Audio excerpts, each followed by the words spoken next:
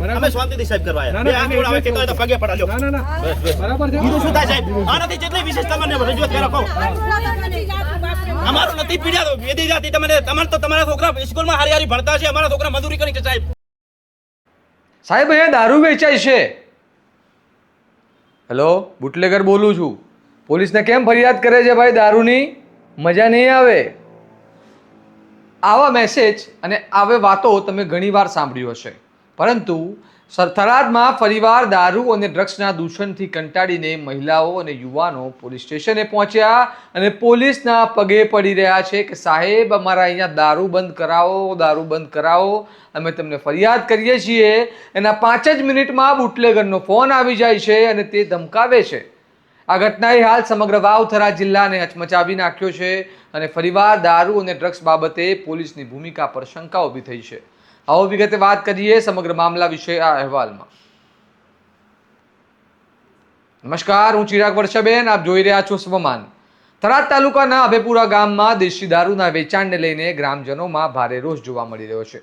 ગામની મહિલાઓનો આક્ષેપ છે કે ગામની અંદર ખુલ્લેઆમ દેશી દારૂની હાટડીઓ ધમધમી રહી છે.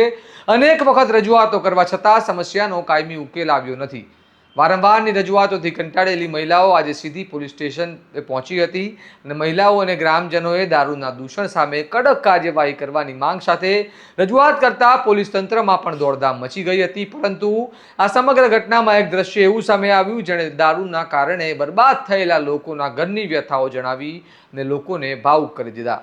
અભેપુરા ગામના યુવાન વીરચંદ ઠાકોર પોતાની વાત રજૂ કરતી વખતે એટલા વ્યથિત થઈ ગયા કે તેઓ સીધા પોલીસ અધિકારી સમક્ષ બે હાથ જોડીને વિનંતી કરવા લાગ્યા અને એટલું જ નહીં, તેમણે થરાદ પોલીસ સ્ટેશનના પીઆઈ સમક્ષ પગે લાગીને પણ અપીલ કરી કે સાહેબ અમારા વિસ્તારમાં દેશી દારૂ બંધ કરાવો. વધુ એક ગંભીર આક્ષેપ પણ કર્યો. તેમનું કહેવું છે કે તેમણે અગાઉ સાંજે પોલીસ અધિકારીને ફોન કરીને પોતાના વિસ્તારમાં દારૂ વેચાતા હોવાની જાણ કરી હતી, પરંતુ તેમના આક્ષેપ મુજબ માત્ર 5 જ મિનિટમાં બુટલેગરનો તેમના પર ફોન આવી ગયો અને પૂછવામાં આવ્યું કે તમે પોલીસમાં ફરિયાદ કેમ કરો છો. અહીંથી જ સમગ્ર મામલો વધુ ગંભીર બની જાય છે, કારણ કે જો આ આક્ષેપો સાચા હોય તો સવાલ માત્ર દારૂના વેચાણનો નથી રહેતો, પરંતુ ફરિયાદ કરનારની માહિતી બહાર કેવી રીતે પહોંચી તેનો પણ છે. આખરે રજૂઆત કરનાર વ્યક્તિનું નામ અને માહિતી બુટલેગર સુધી પહોંચી કેવી રીતે? શું કોઈએ માહિતી લીક કરી કે પછી આ માત્ર સંયોગ હતો? આ સવાલોના જવાબ હજુ મળવાના બાકી છે. જો કે મામલો વધુ ગરમાય તે પહેલા થરાદ પોલીસ સ્ટેશનના ડીવાયએસપી SM વડોતરિયાએ મામલો સંકેલતા તેમણે અભેપુરા ગામની મહિલાઓ અને ગ્રામજનો સાથે ચર્ચા કરીને 1 અઠવાડિયામાં જરૂરી કાર્યવાહી કરવાની ખાતરી આપી હતી. ત્યારબાદ હાલ પૂરતો મામલો શાંત પડ્યો હોવાનું સામે આવ્યું છે, પરંતુ અહીં સૌથી મોટો પ્રશ્ન ગુજરાતની દારૂબંધીને લઈને ઊભો થાય છે. એક તાલુકામાં દારૂ બંધ કરાવવા 7 દિવસ કેમ જોઈએ છે? દારૂ વેચાય છે તે પોલીસ સ્વીકારે છે, તો પછી આ પોલીસ જાતે કેમ કશું કરતી નથી? આ કોઈના આશીર્વાદથી ચાલતું હશે? એક તરફ રાજ્યમાં દારૂબંધીનો કાયદો છે અને બીજી તરફ ગામની મહિલાઓને દારૂના અડ્ડા બંધ કરાવવા માટે રસ્તા પર ઉતરવું પડે છે. જો ખરેખર ગામમાં દેશી દારૂ ખુલ્લેઆમ વેચાતો હોય તો પછી આ ધંધો કોના આશીર્વાદથી ચાલી રહ્યો છે? અને જો વેચાતો નથી તો પછી આખું ગામ પોલીસ સમક્ષ રજૂઆત કરવા કેમ પહોંચ્યું? હવે નજર પોલીસની 1 અઠવાડિયાની ખાતરી પર રહેશે. શું અભેપુરા ગામમાંથી ખરેખર દેશી દારૂના અડ્ડાઓ બંધ થશે? શું ગ્રામજનોના આક્ષેપોની તપાસ થશે?